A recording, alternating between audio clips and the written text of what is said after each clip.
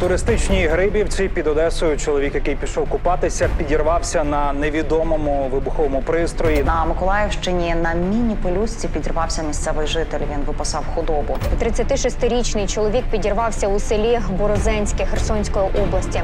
3 людей загинуло від вибуху російської протипіхотної міни. Today, Ukraine is the most mine-contaminated country in the world. Up to 40% of Ukraine's territory is mined. Millions of civilians are at risk. But for Ukrainians, life goes on. To help civilians protect themselves, East Europe Foundation implemented an information campaign on mine safety.